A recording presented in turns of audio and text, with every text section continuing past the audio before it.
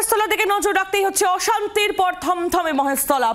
পুলিশে 6 লাভ গোটা এলাকা। অশান্তির দগদগে চিহ্ন এখনো এলাকা জুড়ে। ভাঙা বাড়িঘর, ভাঙা অটো। রবীন্দ্রনগর থানায় দায়ের 3টি মামলা। এখনো পর্যন্ত 40 জনকে গ্রেফতার করেছে পুলিশ। এছাড়াও নাদিয়াল থানাতেও দায়ের করা হয়েছে একাধিক মামলা। আপনারা জানেন, গতকাল রণক্ষেত্রের চেহারা নেয় মহেশতলা। দুই গোষ্ঠীর সংঘর্ষের উত্তপ্ত হয়ে ওঠে ওই এলাকা। এলো পাথারির বৃষ্টি, রক্তাক্ত হয় পুলিশ। দফায় দফায় উত্তপ্ত হয়ে ওঠে মহেশতলার রবীন্দ্রনগর। পরপর দোকান ভাঙচুর করা হয়, টিয়ার গ্যাস, পুলিশের লাঠিচার্জ। গতকাল পুলিশ পরিস্থিতি নিয়ন্ত্রণে আনতে আনতে সন্ধে হয়ে যায় এবং গতকালের পর আজকের যে ছবি আপনারা দেখতে পাচ্ছেন, গতকালের ঘটনার রেশ এখনো রয়েছে থমথমে মহেশতলা। গতকাল অশান্তির ছবি যেমন চারিদিকে ছড়িয়ে রয়েছে, সেমনই অশান্তির ঘটনার পুনরাবৃত্তি যাতে না হয় সেদিকে কড়া নজর রয়েছে পুলিশের। এবং দেখতে পাচ্ছেন আপনারা এই মুহূর্তে রুট মার্চ করছে পুলিশ। আমাদের প্রতিনিধিরা রয়েছেন সকাল থেকে আপনাদের সামনে, মহেশতলার ছবি তুলে ধরছেন আমাদের একাধিক প্রতিনিধি। আমাদের প্রতিনিধি রয়েছেন অয়ন ঘোষাল, আমাদের প্রতিনিধি বিক্রম দাস রয়েছেন আমাদের সঙ্গে, এবং আমাদের সঙ্গে রয়েছেন আমাদের প্রতিনিধি প্রবীর চক্রবর্তী। আমি শুরুতেই একটু অয়নের কাছে যাব। অয়ন, তোমার মাধ্যমে মহেশতলার সকালের ছবি আমরা সকাল থেকেই দেখছি। এখনো পর্যন্ত সেখানে অশান্তির চিহ্ন যেমন ছড়িয়ে রয়েছে, তেমনি পুলিশের তৎপরতাও নজরে আসছে।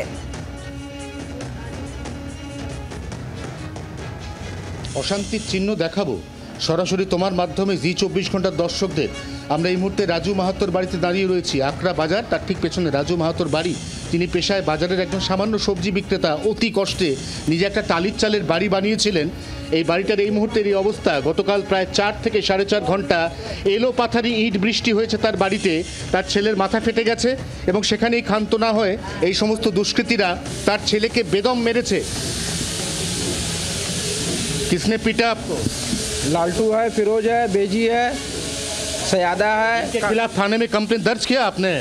हम लोग दर्ज करने किया, कंप्लेन ने भी लिया नहीं है, बोला बाद में लेगा। अभी काहे नहीं लिया? बोला अभी नहीं लेगा। अच्छा।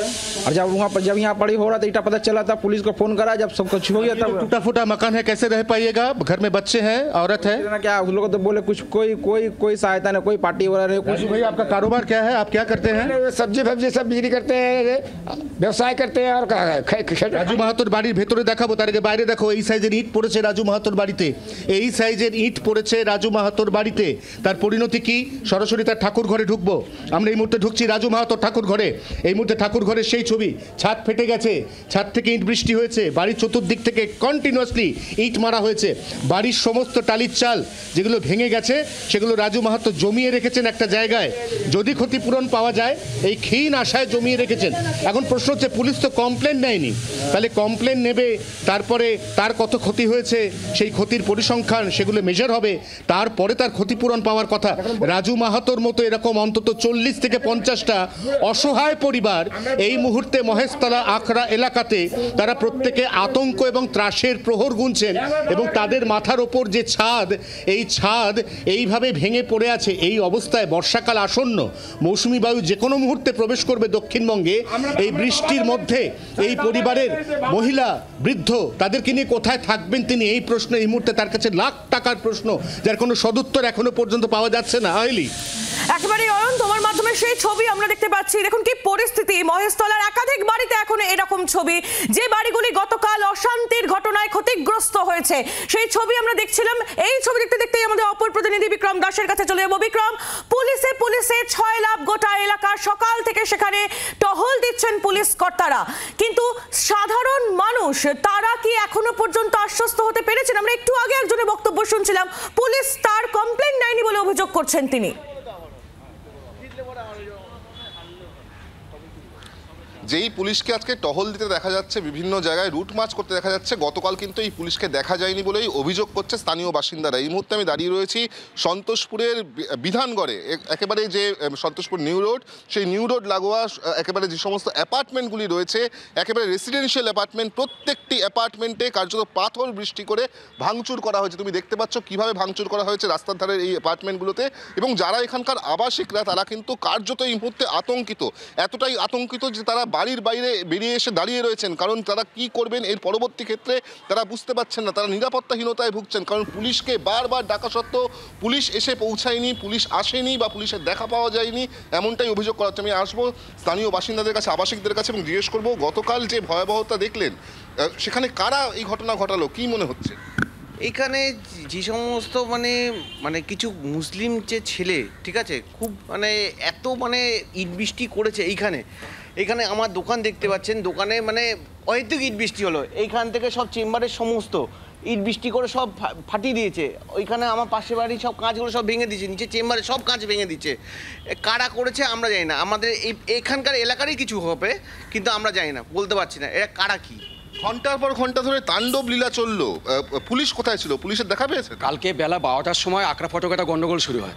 বিকেল 4:25 নাগাদ আমাদের পাড়ায় অযাচিতভাবে হঠাৎ করে যে আক্রমণ করা হয় এবং অশ্রাব্য গালিগালাজ এবং পুরো ইট পাথর বৃষ্টি করা হয়েছে। পুলিশ তখন সেই মুহূর্তে ছিল না, কিন্তু পুলিশ ঢুকে গেছে তার মাঝখানেই, সেই র্যাপের সামনেই কিন্তু সব কিছু করা হয়েছে। কিন্তু পুলিশ নীরব দর্শক, পুলিশ দেখে মনে হচ্ছে ওনাদেরকে পাহারা দিচ্ছে এবং তাদেরকে পলায়নেও প্রায় সাহায্য করা হয়েছে।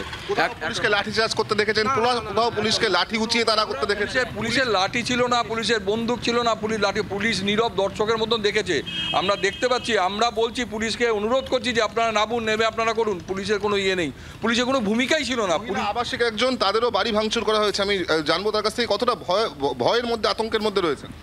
বারবার থানায় ফোন করেছি, সমানে পাথর বৃষ্টি হয়ে যাচ্ছে, আমি ওপরে একা থাকি, চারদিক থেকে কাজ ভেঙে পড়ছে, অথচ পুলিশকে ফোন করা হচ্ছে, পুলিশ না ফোন ধরছে। পুলিশের পার্সোনাল ফোনে, আয়োর পার্সোনাল ফোনেও ফোন করেছি, কোনো ফোন ধরেনি ওরা।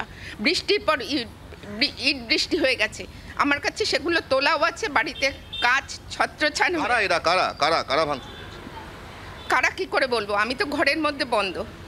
একেবারেই যার সঙ্গে কথা বলছি তার বাড়ির ছবি এই মুহূর্তে আমরা দেখতে পাচ্ছি, কিভাবে ভাঙচুর করা হয়েছে বাড়ির চারদিক থেকে, সেই ছবি আমরা দেখতে পাচ্ছি। এবং স্থানীয় বাসিন্দারা বা আবাসিকরা তারা কিন্তু এই মুহূর্তে প্রবল আতঙ্কে রয়েছে। আবারও এই ঘটনা ঘটবে না তো, ঘটলে তারা কি করবেন? কারণ গতকাল যখন এই ঘটনা ঘটছিল সেই সময় পুলিশের দেখা পাওয়া যায়নি, পুলিশের কোনো এবং পুলিশের ভূমিকা নিয়েও তারা প্রশ্ন তুলছেন। বিক্রম, সেই ছবি আমরা দেখতে পাচ্ছি এবং সেই বক্তব্যও আমরা শুনছি। বাংলার আওয়াজ, বাঙালির আবেগ, জি 24 ঘন্টা।